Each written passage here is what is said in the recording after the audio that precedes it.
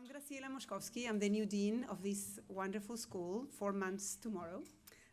The school is older, but I've been here as the dean for 4 months, thank you.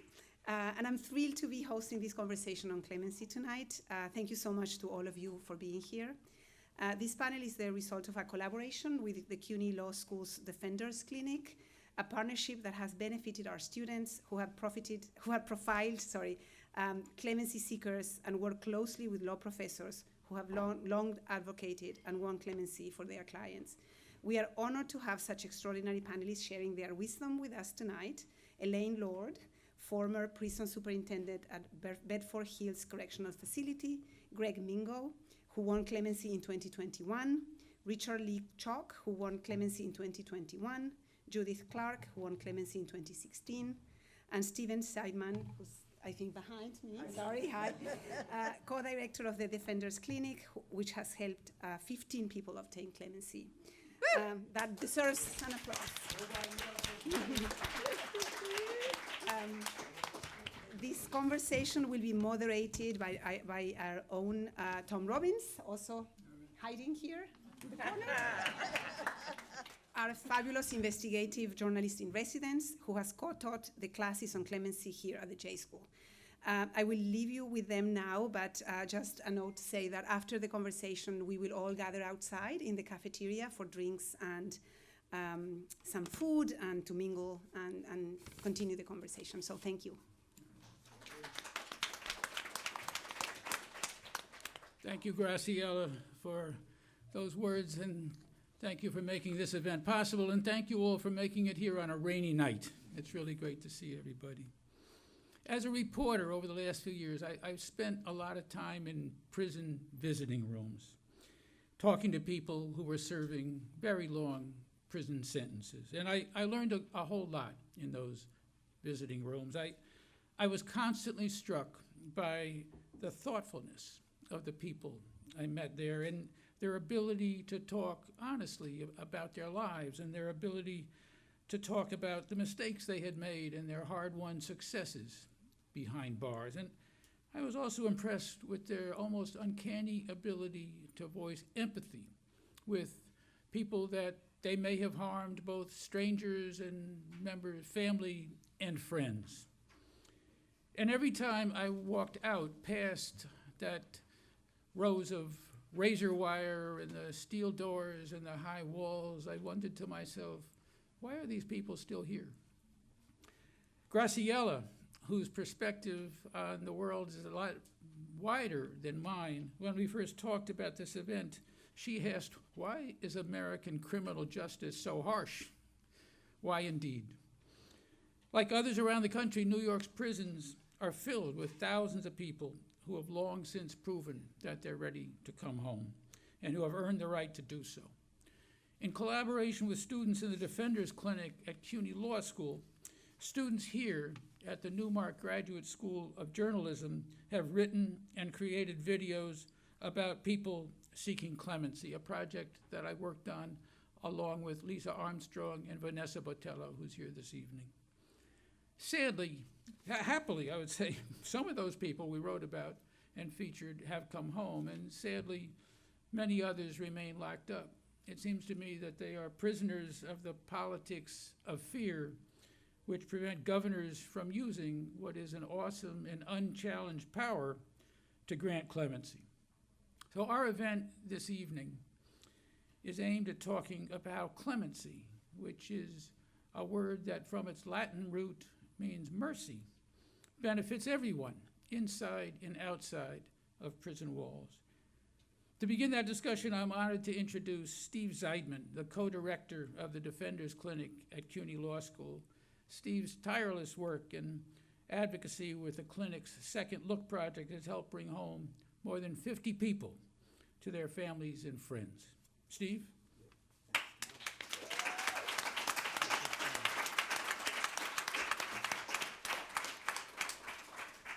So many friends here.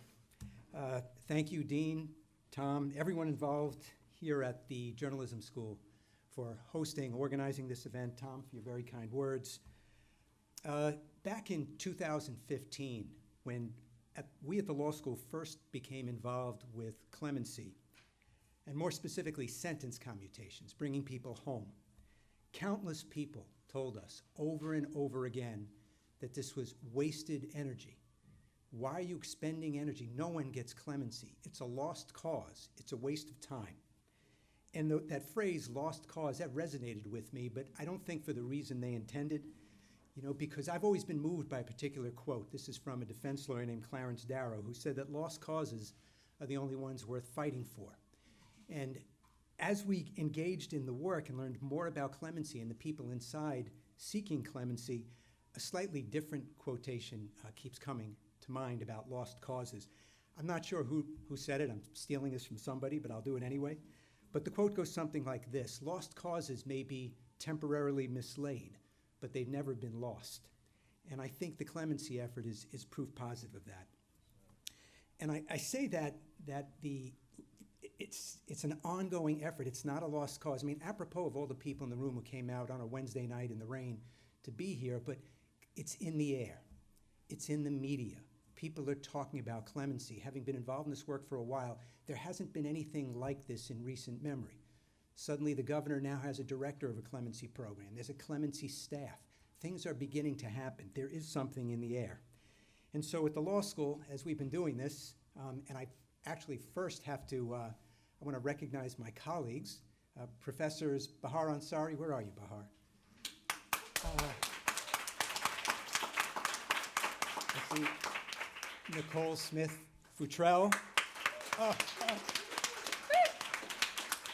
And Erin Tomlinson here as well.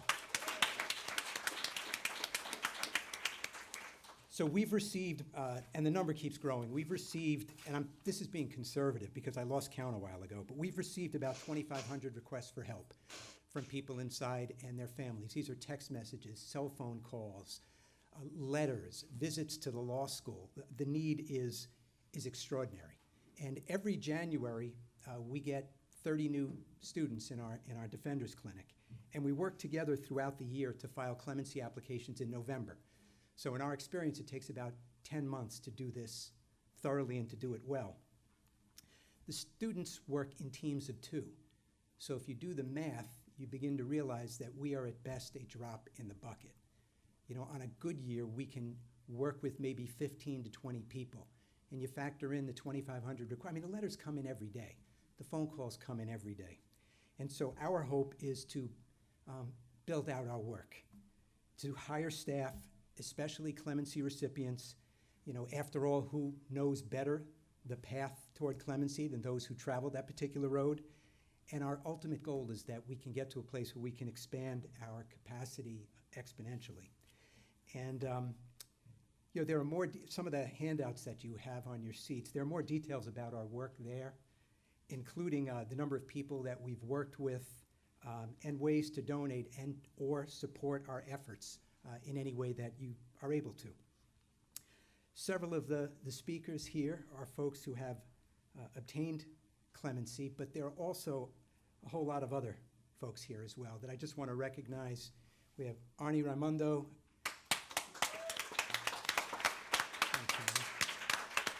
Lee Chalk. Roderick Cole. John Adrian Velasquez. And Andre Jenkins. We are made so much better by them being here, and grateful for everyone making the trip. And they really are what this is about tonight. It's not about data, it's not about policy, it's not about concepts. It's ultimately about flesh and blood. It's about real people. And the 15 clemency recipients, or 15 clemency recipients.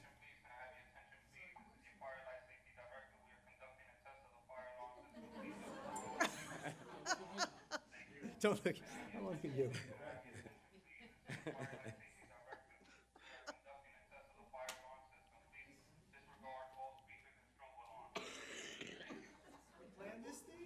I should have that ability. I don't know.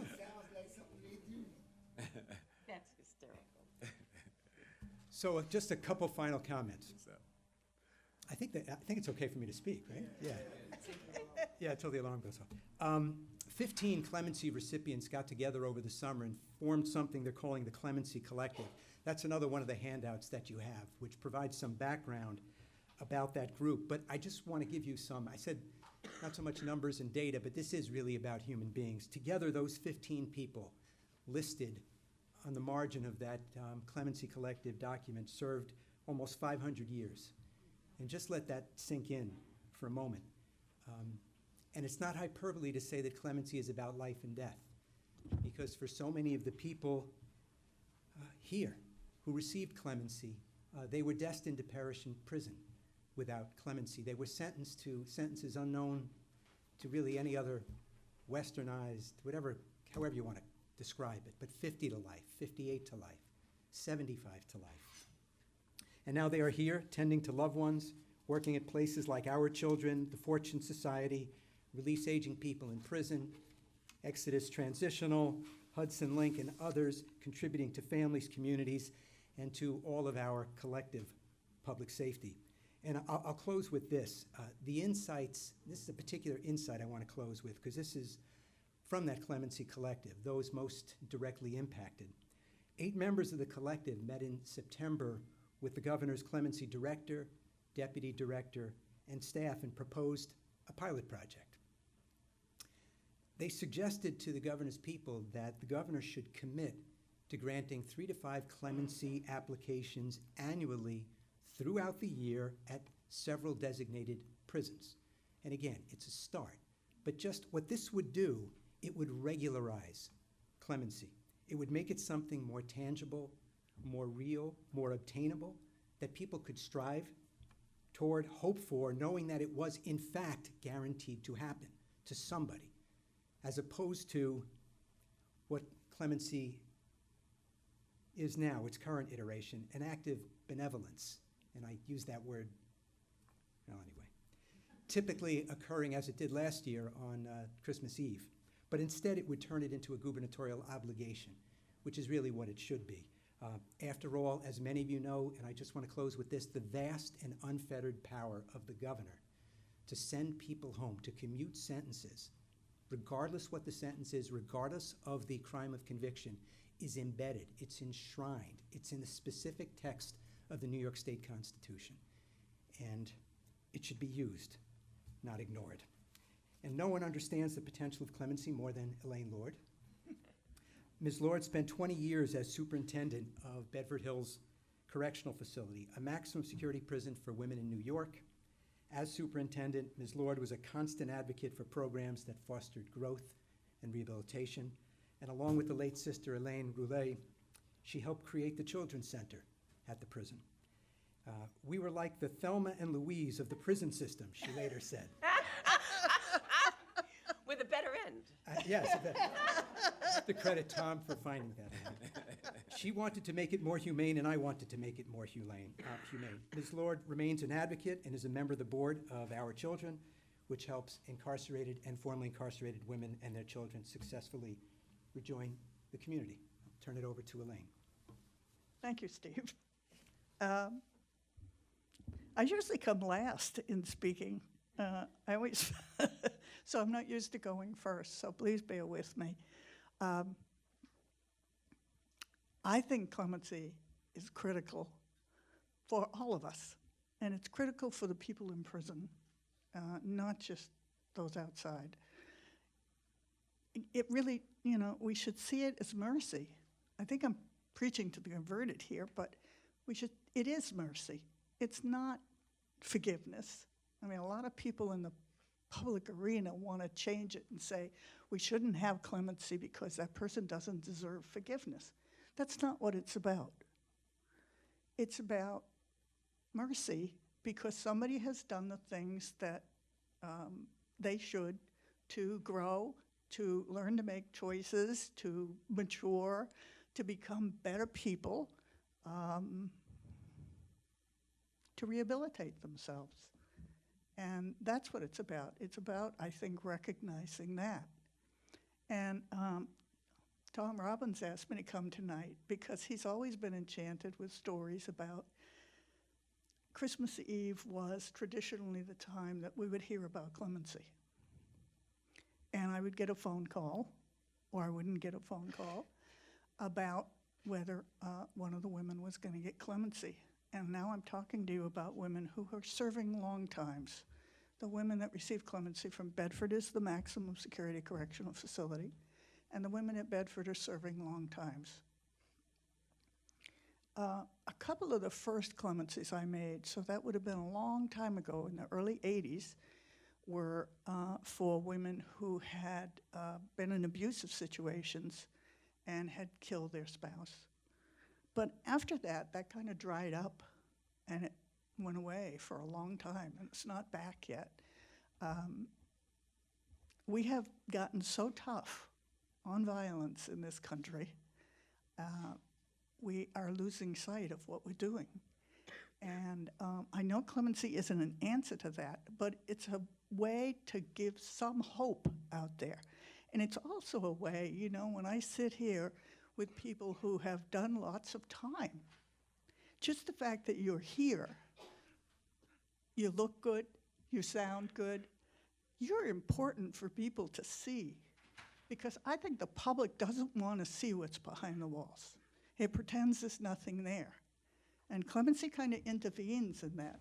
So I'm really happy to see like this kind of pictures, like a different setting, like we're moving into portraying.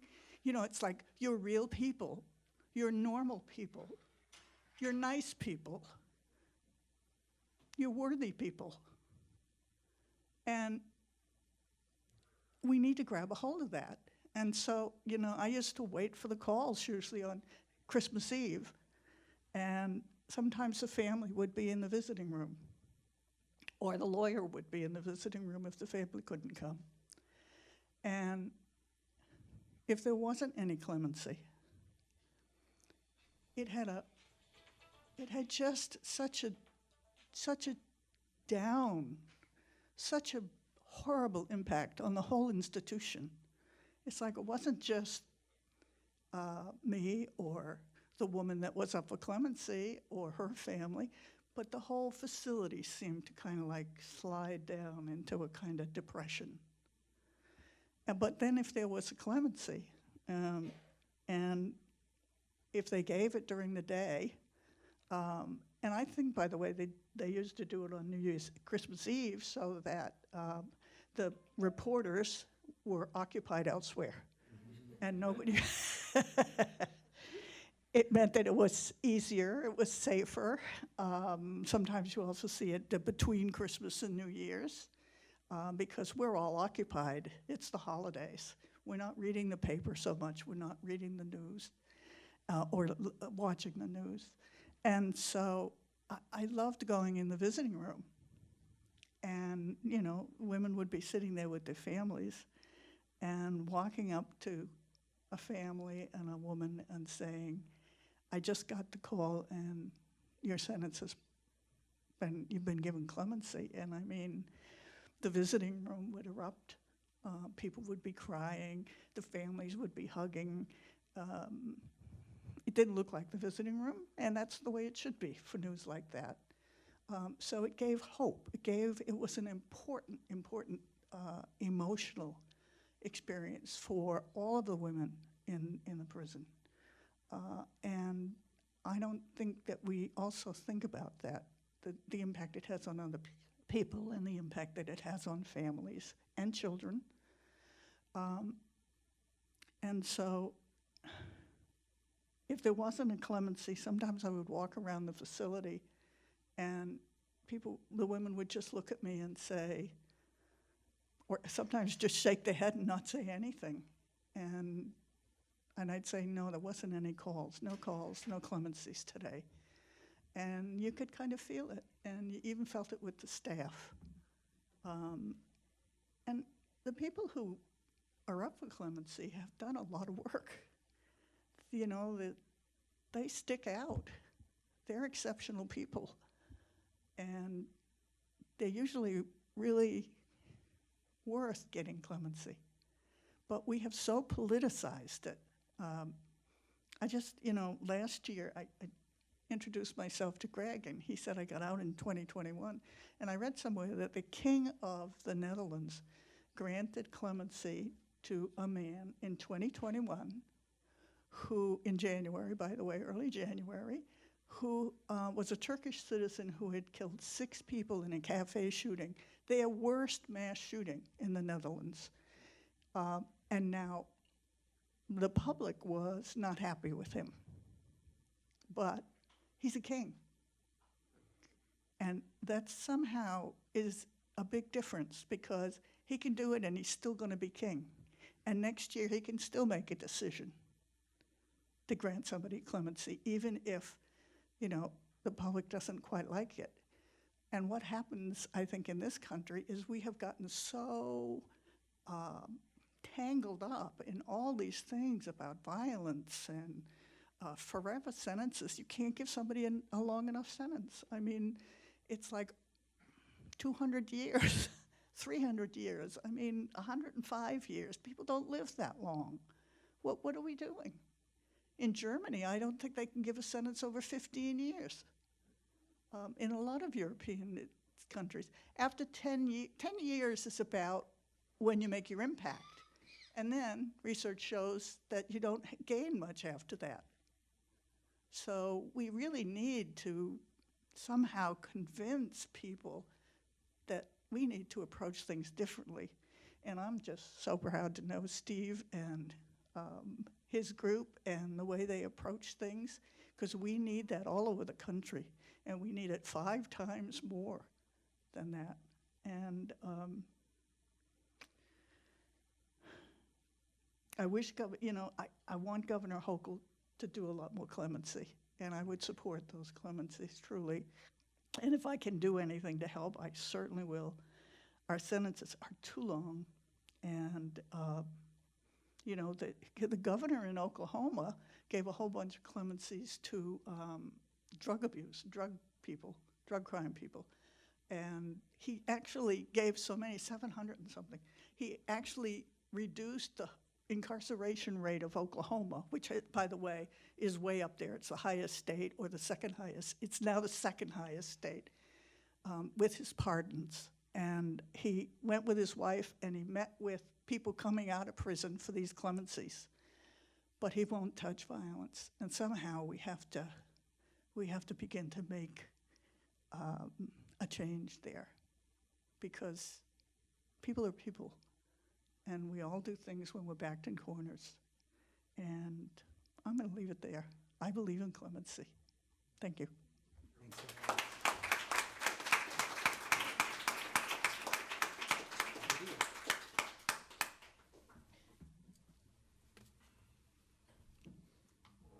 As Tom's getting this ready, as some of you know, the clemency applications are often supplemented with a video interview.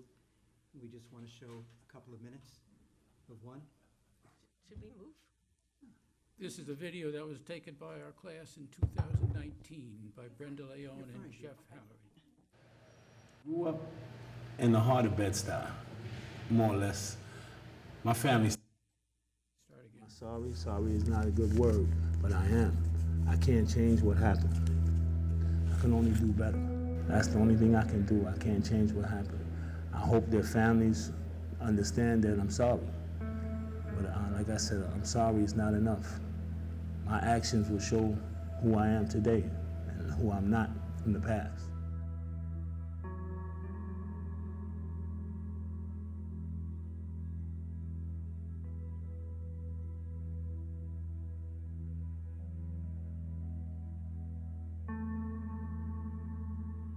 The reality of it is, I've been in prison 31 years, going on 32 years. It took me a while to get the right attitude, but I got it. And that's something in prison you gotta have. You gotta have the right attitude.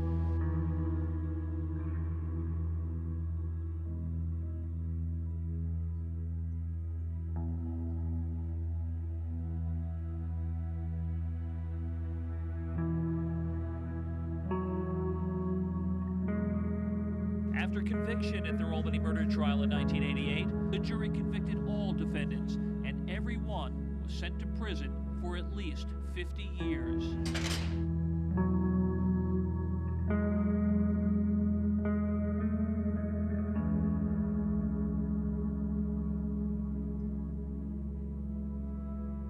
I'm writing this letter to share with each of you what's been on my mind and in my heart for some years now. I've been trying to find the right words to convey how ashamed and deeply sorry I am for causing the death of each of you. No matter what words I use, they cannot express the pain and suffering my actions cause each of you and your family members. I intend to be actively involved with organizations that help others learn from their bad choices before lives are lost and to make better choices in life.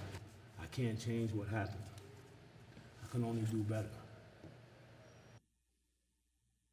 Lee Chalk, you want to join us?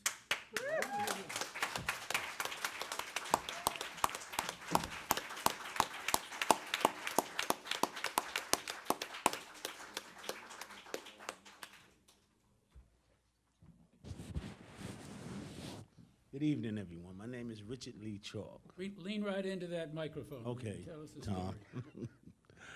story. That video you saw was taken in the Greenhaven visiting room in 2015. And thanks to Brenda Leon and Jeffrey from the school that it turned out good. And also my two adopted daughters are sitting over there laughing. These two in the middle over here, you know, but I'm not very good at public speaking, but usually once I get warmed up, I'm good. Clemency is something that I thought I would never get. I was supposed to die in prison.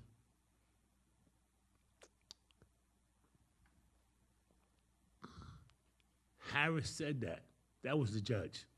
He said, I'm gonna give you enough time so you can think about this and you can maybe die comfortably in prison. And my co-defendants got 80 to life, 85 to life. And none of us never thought we would see the streets. I am definitely sorry for what I'm responsible for. I'm responsible for taking two people's lives. But yet, I came out here, and since I've been out, I got two businesses, I got two jobs, and I go to every event that deals with clemency. I don't care where it's at. If it's on the moon, I'm gonna be there. You know, I've been to Albany with different organizations fighting for clemency. I've been in front of the governor's office. The picture that you seen earlier, I was in that picture. I was holding a sign for my co-defendant that's still locked up. On March 9th of 2023, he'll have 35 years in prison. And we talk every day or every couple of days. But clemency is something that the governor needs to know that this is important. It's important. The people who I was around when I found out that I got clemency, Roger Cole was in the block next door to me. You could hear my block on the other side of the jail screaming and hollering the day the superintendent told me I got clemency. And they came in the block and they was like, what's going on, what's going on? And then they told the sergeant, listen, Chalk is getting out in 45 days. He got clemency from the governor 2 weeks before Como left out of the office. And it was like the COs was just as happy as everybody else was. It changes the dynamics of the prison itself when they know for a fact that it's possible when the judge gives you 104 years. I know guys that got 104, 150, 140 years. Those were their sentences. And for to see somebody to get clemency, that much time, it changes the whole dynamics of the prison, just like the superintendent says. It changes. It changes the atmosphere, because now they know it's a possibility. And once they know that possibility exists, they will do everything they can to show that they deserve it. It's too many guys left in prison that I left behind that worked hard to be different individuals. They programmed, they helped, wrote programs, started all kind of programs, and that's what they do. They do it because that's what they owe society, and they owe the families that they hurt the most, and that's why they do it. It's not just so much that they're looking for clemency, they just want to show that they're a different person from what they are, just like me. I went to prison, and I really felt that I was wrong. I knew I was wrong, so I owe the obligation to the families and to society as a whole to be a better person, to show that I'm worthy of being within society. And these are the things that's required And you got the governor, I don't know why she's afraid. She's afraid of her constituents in Buffalo, big deal. What about New York City? You know, we have too many. The majority of the prisoners in jail are from New York City. They're not from Buffalo. But we definitely need clemency. Is that my signal, Artie, that I'm finished? 6 neighborhoods in New York City. The majority of people upstate are From the 6 neighborhoods. Yeah, that is a fact. And they mainly from Brownsville, Bedford-Stuyvesant, East New York, Bed-Stuy, East New York, Flatbush, South Bronx. South Bronx, and 2 others I can't think of right now. But Clemency definitely changes the dynamics of prison, and it changes the atmosphere inside prison. I can speak from that firsthand. I actually, my two of my co-defendants got clemency in 2019, Roy Bolus and Alfonso Riley James. Roy Bolus now is a professor at Yale University. He's also the first prisoner that I know of in the state of New York to get 2 master's degrees and a doctorate while incarcerated. And he's teaching in Yale. You know, and these are the things that, you know, we show that we can be better people. We may have committed a crime, but we change our lives. And when you live in that environment, believe me, you're either going to change your life or you're going to die in there. It's one or the other. Me personally, I don't want to die. No time soon. So life goes on, and you have to be a better person. And thank you, Steve, and Tom, for inviting me. Thank you, Lee. And I look forward to it. Y'all have a nice night.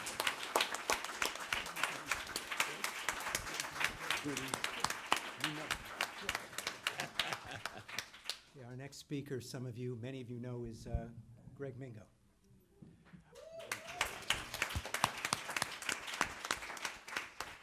Thank you for that. Clemency is very personal to all of us here, those that received it in particular. I received a sentence of 50 years of life and spent 40 years, 1 month, and 21 days in prison for a crime I didn't commit. But beside that, clemency should be afforded to anyone who has changed their life. I kind of talk about not so much change, but growth. Because I think change, you can change from being a bad person to a good and then change back. But I think with growth, it's like planting, it's like a tree. You plant a seed and it grows roots and it grows a foundation. And then the tree itself grows and its branches and leaves. And more often than not, if you treat the tree right, it'll bear fruit. And so that's what I look at towards each one of us here today. That's part of the collective. We all are bearing fruit. And its proof is in the pudding, so to speak. And by accident, you take somebody like JJ right here. He just met with Biden at the White House. We talked about Roy's teaching at Yale. Andre's doing great things. All of us are doing and giving back to the communities in ways that we couldn't even imagine. But the idea of clemency is, like Elaine said, it's too politicized. It's an idea that, and clemency is so important because there's no real other avenue. You have bills that's put before the legislature pertaining to elders, pertaining to parole. But if you don't fall in that category, then you're left in limbo. So what is there? And we're talking about people who are inside, men and women.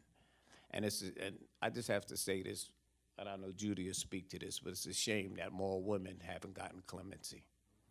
And the excuse that I always tend to find is that they say that it's more men in prison than it are women, and that might be true.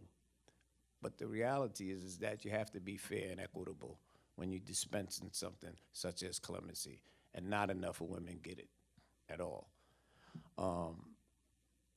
And I'll be honest, I honestly used to think about dying in prison, how it would end, because I didn't see no light at the end of the tunnel. When you're in the system and you've been there that long and all your avenues has been closed to you as far as the courts is concerned, and you keep litigating and keep fighting and keep hoping and praying. And clemency became a miracle for each and every one of us. You know, we didn't have a clue that we would get clemency because it was so rarely granted. You look at other states, like you talked about Elaine, Oklahoma, all these other states that grant clemencies on a regular basis.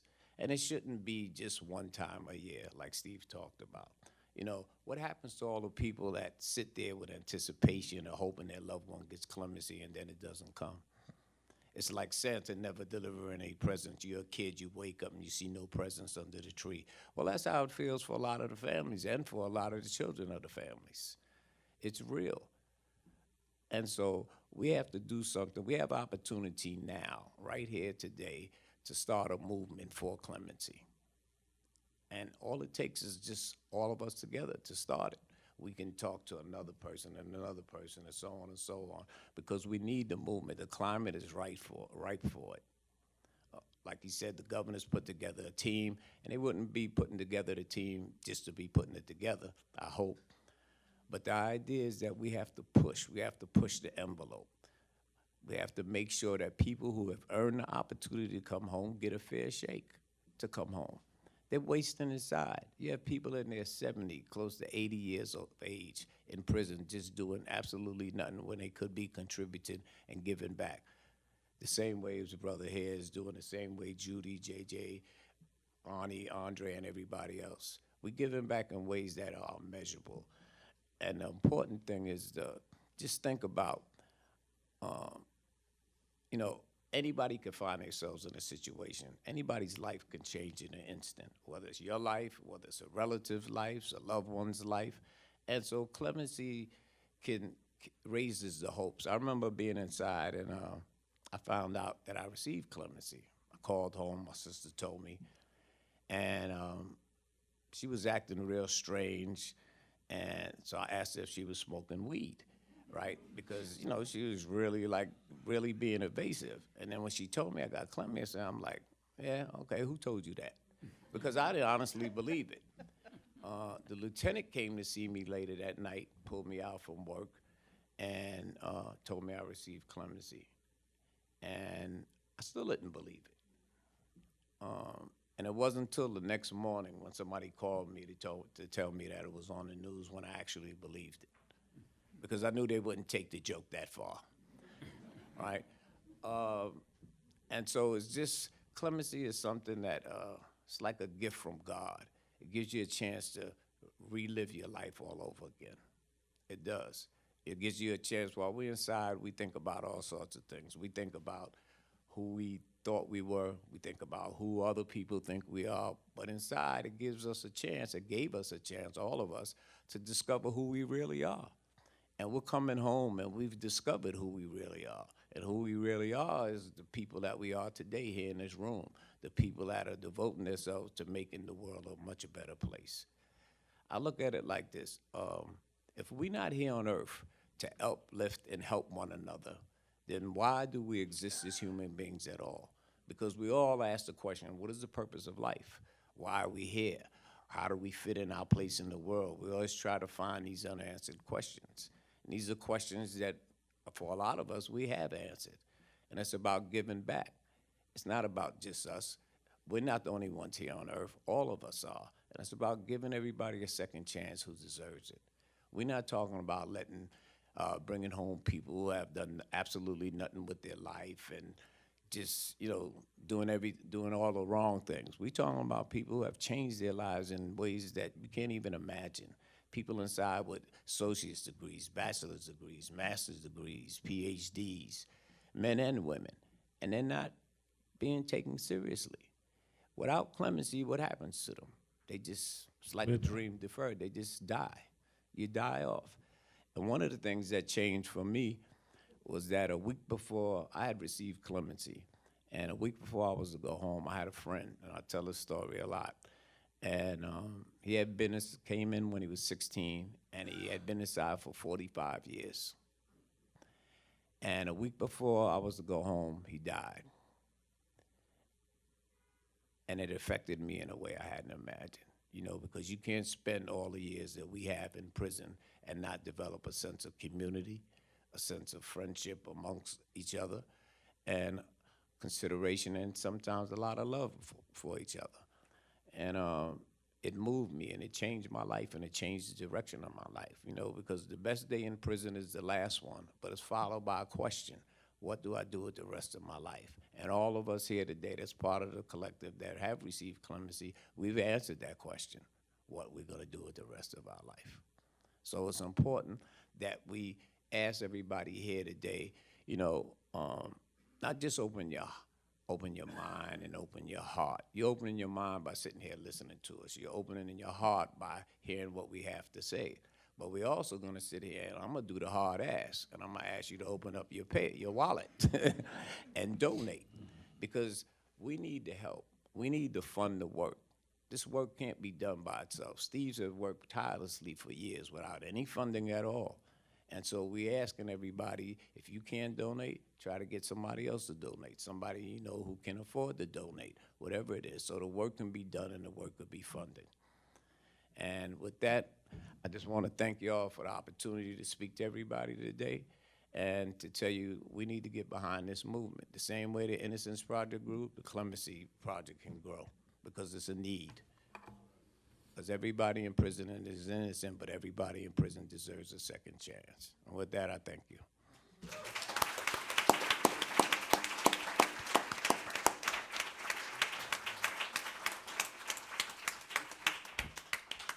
Greg Mingo had a huge number of supporters, and one of them wanted to be here, but she said this in lieu of appearing here. Hi, everyone. This is Amy Schumer. I wish I could be there, but sadly I'm out of town working. But I just wanted to send my support for this growing movement and let you know how much I love Greg Mingo, and I'm so thrilled to have him home after 40 years of being wrongfully imprisoned. I know there are many others like Greg, and the work that Greg is doing with CUNY Law School's Second Look project is incredible, and by donating, you could be helping a prisoner and saving a life. So let's try and bring people home, and let's persuade Governor Hochul and governors all over to use their clemency power today, tomorrow, and on an ongoing basis. Thank you for your time and love and support.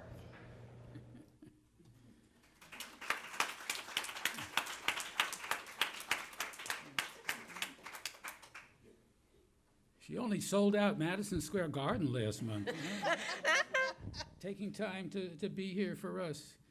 I want to say just a couple quick words about our next speaker, Judy Clark, who I knew many years ago before she went to prison, and really, frankly, didn't want anything to do with her for a long time after she went away. But then, on the advice of some good friends, I went up to see her, and I came to know that she had become this remarkable person. I consider her one of the most remarkable people I know, who has struggled more directly with the issues that send people to prison, what people do when they're in, and she continues to do it today. Judy. Thank you. Thank you so much. People can tell I'm coughing and stuff, and I was sick, and I got sick taking care of my grandson.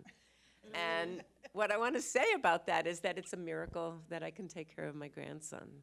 And that when I got clemency and when I got out, I walked out of the prison, but my whole family finally was able to not have to do the time.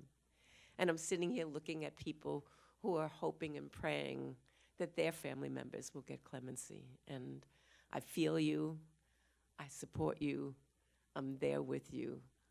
We want our family members on the outside to find the relief that can only come when family members that are on the inside get out, who deserve to get out. So that's the place I start from. I'm also aware that there are family members of the men who were murdered the day that I committed my crime, in the course of my crime. And many, of them live with those scars forever, and wanted me to live with those scars forever. And the one thing I can say is that the joy of freedom and the challenge of freedom has not taken away my mindfulness about those losses and about those people. And that each one of them as an individual I think about in different ways. You know, knowing what I know about them, when events happen, I think about how that event might affect them. When I go to a demonstration about police brutality, I make sure to go up to the police that are, that are guarding that demonstration and talk to them as individuals so that they are not just faceless people that I judge because of their uniform. Just like I didn't want to be a faceless person to be judged by my uniform or by my crime. And I think that that's one of the deepest lessons that I learned when I was finally able to grapple with my crime, was that I had to recognize that as someone who believes strongly in social change and political change, and believed that there were forces, systemic forces that needed to be changed, that I could never use my perception of of the world and the injustices that I saw to dehumanize, to take away what is sacred about each individual life. And in a way, that's what clemency is about. It's sort of saying that each individual life has a particularity that's not defined by the worst moment of their lives, but is defined by the totality of what we do with our lives, especially in the wake of the worst moment of our lives. And that it's like a crack in the system. And that crack lets the light in. And we need more light in our system. Elaine talked before about the fact that governors make decisions based in politics. And I promise you that before and after Governor Cuomo took the risk of letting me out, he had his people saying, judging how much pushback am I getting against it? How much support am I getting for it? It was controversial, and it took courage. It took his willingness to say, I have an awesome power, and I trust myself to use that power. And I'm glad that it didn't stop with me. So one of the joys for me is when I came out and I got to meet all of the gentlemen that I see here. Because, and for them to say, oh, we watched your case. We knew what was going on. You gave us hope.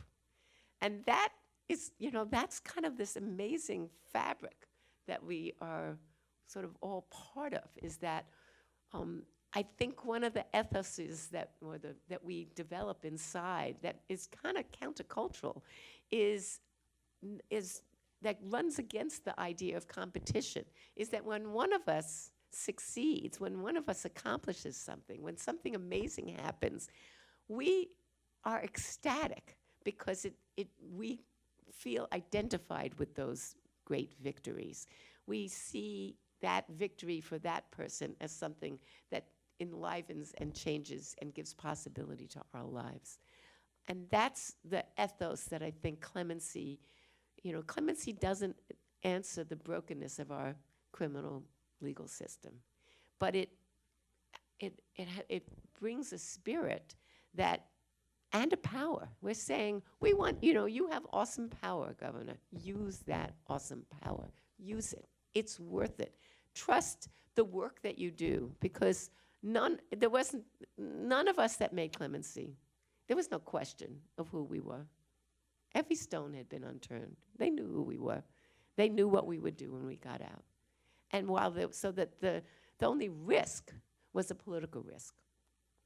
No one who's gotten clemency has ever committed another crime.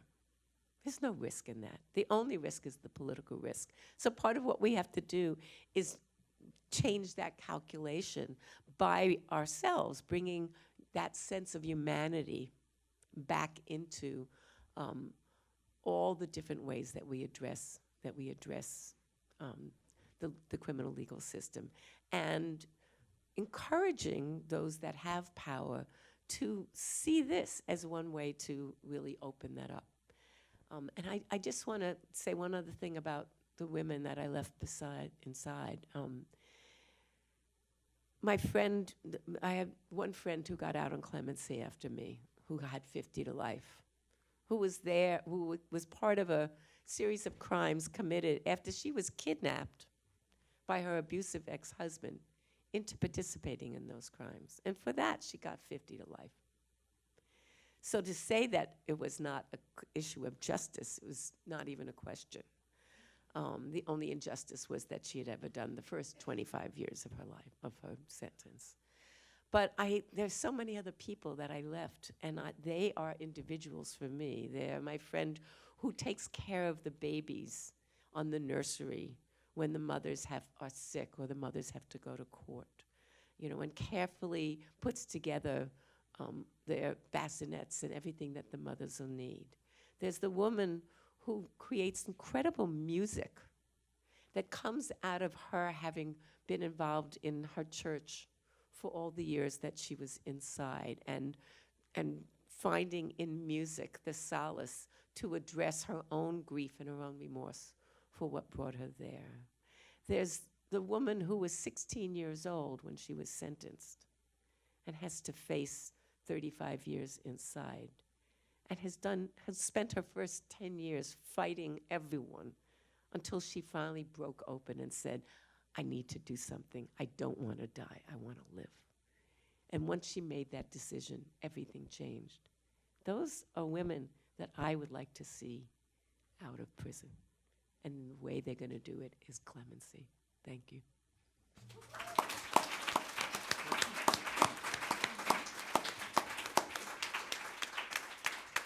I want to say one other thing, which is first of all, I want to thank Superintendent Lord, who supported my clemency, and that was not something easy for a retired superintendent to do. But also for her efforts to run a prison that never gave up on us, that did not judge us by our original crimes. Not that she didn't take it into account, and didn't take into account all the things we did after that, but who basically said, this is a community, and people have to buy into this community voluntarily, which means that they need to have a sense of hope. And that, people ask me, how did you maintain a sense of hope, and how did you do all the things you did? And I want to say that those first 20 years of being in that kind of environment, which no longer exists in Bedford Hills, is why a lot of us came out the way that we did, fired up and ready to go to help our communities. So I want to thank you for that.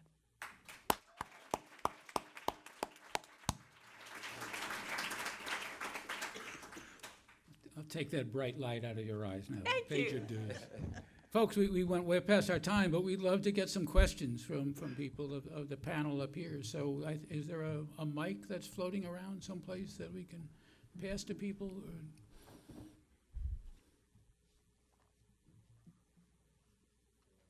No, all right. Lee, we'll get it back to you. You'll borrow Greg's. All right. That's it. Raise your hands, folks, if you've got questions. I'd be way in the back.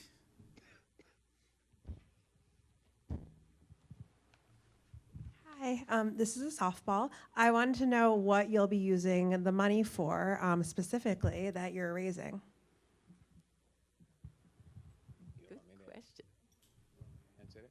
Sure, go ahead. The money will be used to hire staff and to also curtail the expenses involved. You're talking about having to travel expenses. That's what the money will be used for.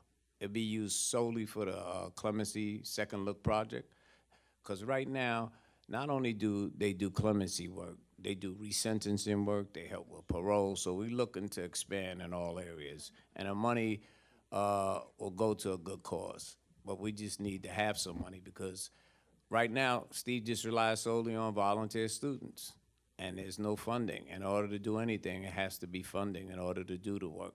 So that's where the money will go.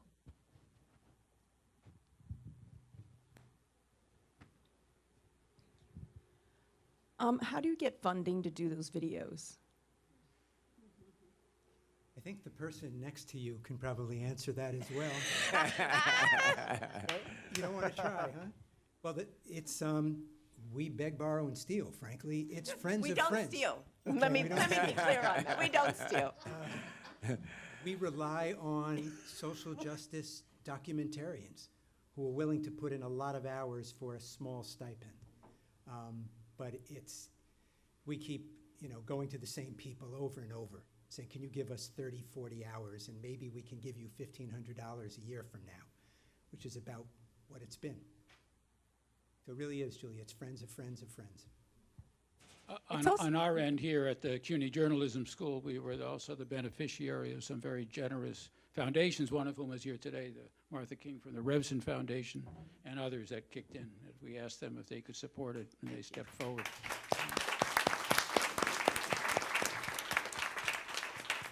Can I tell one story that's just about, and then we'll ask the question, in terms of the thing about the videos, and also the incredible collaboration between these two schools, and it's a story with a sad ending about a woman named Val Gator, who was the longest-held woman in New York State, and who died in prison because she had cancer that could have been diagnosed and wasn't diagnosed until it was too late.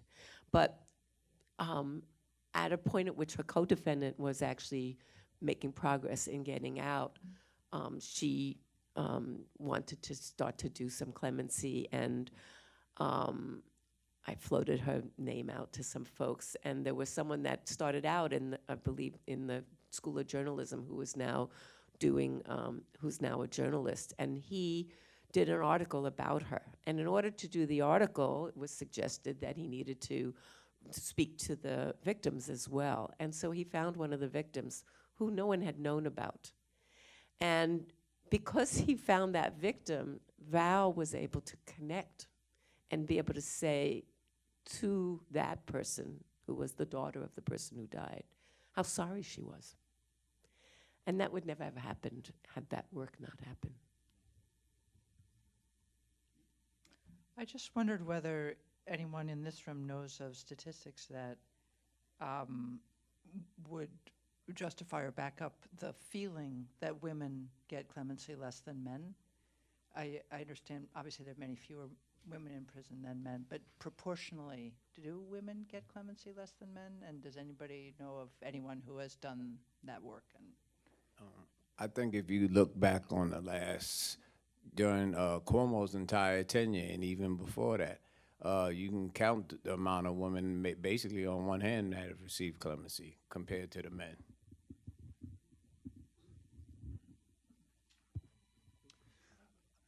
This has been a terrific panel. Thank you all very much for coming and putting it together. It's been informative, inspiring, persuasive.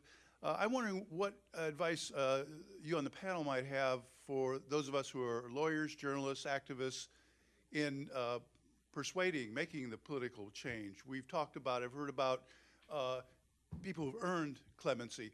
We have to tell those stories. How is that done? Does it take Tom Robbins to spend hours with Judith Clark? Does it take, what does it take for that to happen? It's not saying we need it. It's not saying people get out, have their sentences commuted, don't commit crimes anymore. There's still, to fight against that political will, we have to tell the stories. And how do we do that? Well, the answer to that is social media is one of the ways. And then forums like this, to have people like me and other people who did clemency to speak about what we did and what we're doing now. Like I said earlier, I mean, I got out and I haven't stopped. I mean, working 2 jobs, running 2 businesses, and whenever they have any kind of thing political that deals with clemency, I don't care about making money. I stop and I go. I have to help other people that's still in prison that need to get out. 35 years, 40 years. I got a friend that's out now. He got clemency. He did 41 years. I did 33 myself. My other co-defendant is doing 35 come March. I know people, like I said, that have got 150 years. That doesn't make sense. Those are football numbers. You don't get to live that long. And politics is playing a big part of keeping people in prison, because every politician is scared about what's going to happen to them. Society as a whole has got the power. The power is putting the story out. We need people like y'all to put the story out for us. Because they don't want to listen to us, but they'll listen to you because you pay them taxes. They're going to listen to you. And you ain't an ex-con. So they're going to pay more attention to you because they want that money and they want that vote. But we're going to tell the easy stories, the good stories, the stories that are going to be successful. Why were your stories successful versus somebody else's? That's what we want to look for. Because I wanted to be a better person. I owe society, I owe the people who died in my case that. I owe their family members that, their children. I owe everybody that. That's a debt that I can never pay, but I can damn sure try. That's a fact. But we need people. We need jobs. We can't do it ourselves. I'm part of the collective, Clemency Collective. And still, it takes money and it takes people that want to put their time in. Like I said, I don't care about losing a day's pay. If they having a Clemency rally in Timbuktu, I'm going to be there. One way or the other, I'm going to get there. And that's what we need. That's how we get things done. If it wasn't for them two sitting right there, making sure that I turned in my homework after every visit, that I didn't like to write because I don't like writing. But every visit, when they came back, I had my homework done. It was write this article, write that, and do the right thing. And Steve sent them to me. I asked my co-defendant one favor when he went home in January 2019. Talk to the people who got you clemency. Ask them if they're willing to help me. I got a letter on February 15, 2019. It came from Calla Wilson Tristan. And her only question was, do you want help? And my answer was, anything you want to do for me or help me do, I will give you the answer and the truth. And that's where it started at, because somebody cared. And everyday people,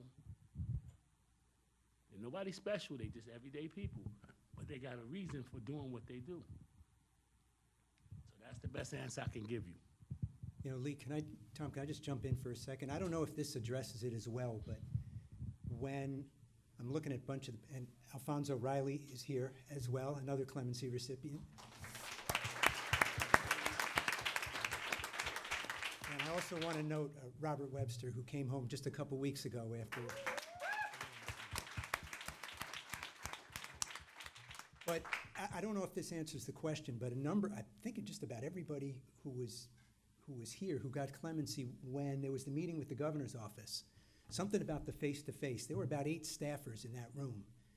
And at first it was, friendly but a little distant, but then there were tears from the people in the governor's office saying, I think I worked on your clemency application. I remember reading but meeting you face-to-face. It just had a remarkable impact. How we get there, I don't know, but that's one way. It just changes people. I'm looking at Andre Jenkins right here, who had the superintendent saying, I want to have him over my house for a cup of coffee. Can you help him get clemency? When we figure out ways to have people meet face to face, things change. Things change. I don't know how to make it happen more often, but. Yeah, I just wanted to add one thing that relates to both of those things, which is in terms of being a journalist, these aren't, and you said, does everyone, do you have to do hours like Tom did? And I want to say yes. I want to say that it takes, being willing to tell a complicated story. And that's not what a lot of, media is about. And it's not what happens in the halls of political power. It's not the basis, some of the worst laws that, created mandatory minimums got made out of slogans. The only way to fight slogans is to tell more complex stories that get to the human truth of any one particular case. So, yeah, that's the work we're asking you to do. Other questions before we close this out and go have a beverage in the room outside?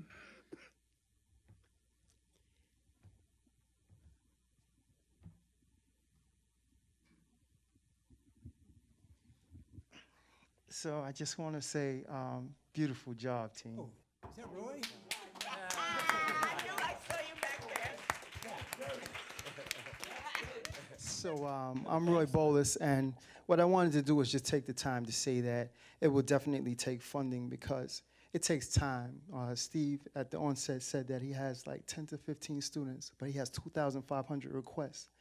It takes time for people to sit still and to leave their jobs and to come to brainstorm, to make sure that we do not let the governor or society feel like they're taking a major risk, to know who is probably deserving, who we can probably take a chance on, and so on and so forth. When those students move on, who does Steve turn to after that? The other group of students, and then it goes on and on and on. But like he said, it's like a drop in the bucket of water. You know, so if we did have the funding, we would have the manpower to be able to put those faces, Richard Chalk, to put it out there in social media, to take time to do these professional films so the world can see. And my question to you, Steve, is because the fire that you have and the ingenuity that you have, how realistic it is for us to be able to take it nationwide? Because as I travel from state to speak to different groups, what I'm finding is that most of the governors there, they want to take a chance, but they're fearful.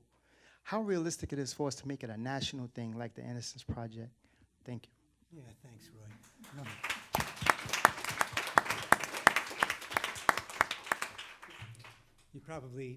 People probably noticed, now that's Roy with the 2 masters and the PhD asking that question, right? Yeah. Roy, it's a process. It's a process. You know, I keep a Post-it on my board from, and I should mention his name. Some folks here probably know Brian Russ. I don't know if how many folks here. Brian's been in a long time. And when he wrote for Clemency, he's doing a flat 50 on 2 robberies where no one really actually got hurt. It's incredible. But I wrote back to him just saying, you know, this takes a long time. And someone will know this quote better than me, but he said, you know, the journey of 1,000 miles begins with a single step. And maybe that's what it takes, Roy. Just, you know, this group here, the Clemency Collective, I think it's a start. Last question. Yes, sir. Natalie. Hello. Natalie. This is amazing, thank you. Just for anyone in the audience who's not super familiar with the work that goes into a clemency application, could you just give us a picture of what that requires, how much work, how many pages are we talking? Hold you guys on know? a second. Okay. And the reason why I asked everybody to hold up is because Natalie did clemency petitions. In fact, Natalie was the one who worked on my clemency petition, so she knows how much work. Had to get slick, huh, Natalie? Well, actually, my clemency application had 483 pages. Okay? There's a picture on the front of my clemency application of me when I was 19 years old in the Army uniform. A certain person I know put that picture on there, made me look like a little kid. But it's 483 pages. There's letters in there from family members, from friends. There's even letters in there from guys that I was in the Army with that they found in my file, in my military file, friends that wrote letters for me. I mean, Grayson got a councilwoman, a state council, or a senator, to write a letter, and the lady never met me a day in her life. And Grayson went to her office and showed her what I accomplished inside prison for the last 35 years. I wish I had brought that letter with me. The lady wrote a letter that was unbelievable. You would never expect somebody to write a letter about someone that they never met. And then she wrote that letter based on what Grayson showed her about my accomplishments. I mean, in prison, I accomplished a lot of things, but I changed my lifestyle to help other people.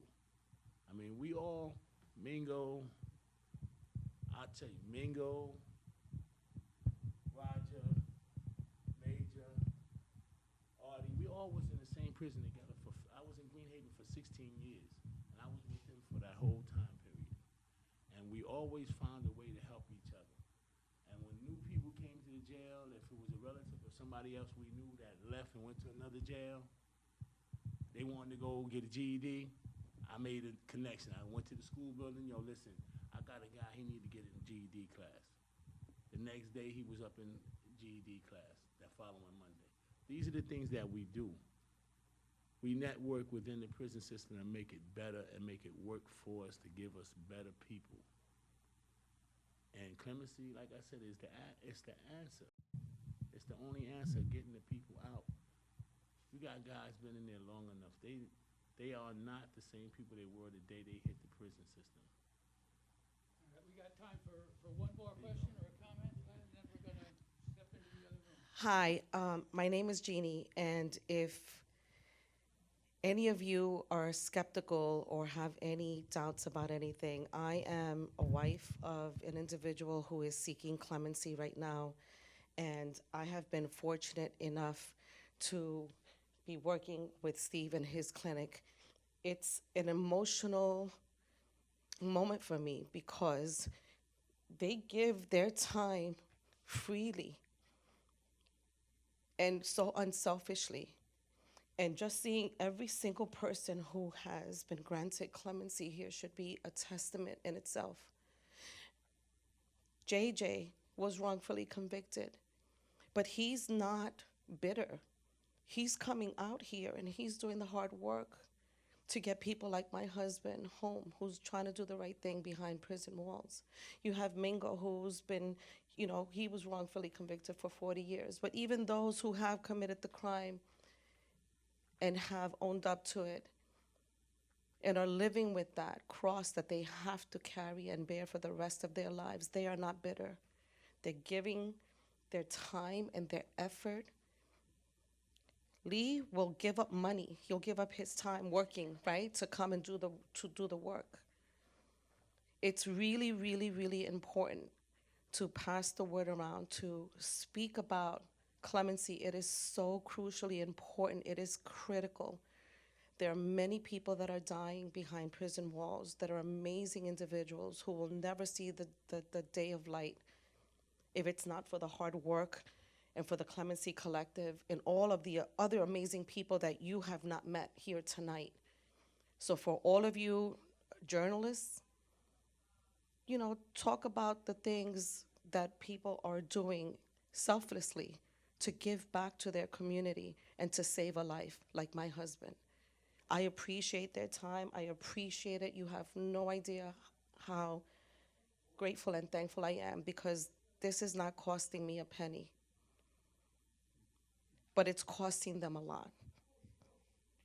And I could never repay that. But be here and support and just ask each and every single one of you, dig in, even if it's $10. I mean, you spend $10 on Starbucks, right? Give it up for a week. Stop, put that money away. This is a great cause. And you will never, ever, ever regret it. Because these are freaking amazing individuals, man. We got to give it up for them, man. Come on, let's give it up for them. Thank you, thank you. All right, I want to thank everybody for coming, for sticking it out, and we do have beverages and some nosh in the next room. Please join us.